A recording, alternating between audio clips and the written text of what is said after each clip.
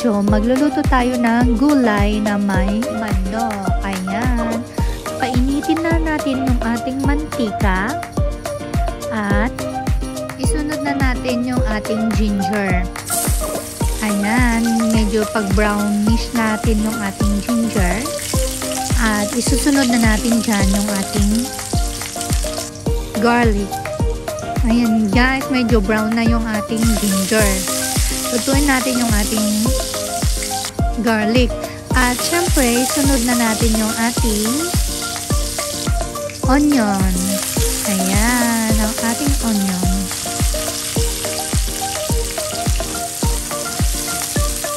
Halo-haloin lang natin guys. At susunod na natin yung ating manok. Yung manok ko pala guys, sinimplahan ko na yan ng asin at saka black pepper. Meron din siyang magic sarap na konti. Ayan, halo-haloin lang natin guys. Lutuin muna natin yung ating chicken. Halo-haloin natin para mag-mix yung mga ingredients niya guys. Then, takpan natin. Yan nga, nasunog guys. Ayan na nga guys. Medyo natuyo na yung bali, lagyan natin to ng tubig para maluto yung ating manok at matanggal yung mga dugo-dugo niya. Pagkatapos natin lagyan ng tubig, takpan muna natin guys at lutuhin natin yung ating chicken. Hintayin muna natin kumulo. At yan na nga, kumukulo na guys. Halu-haluin natin ulit. At nilagyan ko ulit siya ng black pepper. At takpan ulit natin. At mamaya isusunod na natin yung ating sitaw. Ayan na nga guys, yung ating sitaw. Lutuin muna natin ng kaunti. Ayan. Yan, medyo okay na yan. Bali, saglit lang naman itong lulutuhin.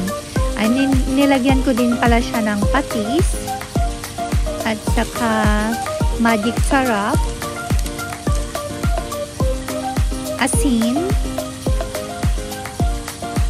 then isinunod ko na yung ating kalabasa. Ayan na guys. Siya nga pala guys, hinaluan ko din pala to ng kaunting bagoong. Masarap para malasa yung ating gulay. At yan, nilagyan ko ulit siya ng kaunting tubig at pakukuluhan lang natin to ng kaunti at isusunod na natin yung ating pechay later. At yan pala guys, niluto ko din yan, yung fried chicken. At guys, yan, naluan ko din pala siya ng Knorr cubes. Masarap yan. Ayan, kulo na yung ating gulay. At ang last na ingredients natin ay yung ating pechay. Ayan, takpan lang natin at lutuhin ng mga 1 to 2 minutes lang siguro. Okay na yun. Ayan, madami tayong kakainin ngayon. At yan, takpan na natin. Ayan, okay na guys. I-mix ko lang siya ng kaunti at pwede na tayong mag-serve at kumain. Thank you for watching guys. Don't forget to like, comment, and subscribe. And also, don't forget to click the notification bell para lagi kayong updated sa aking mga video.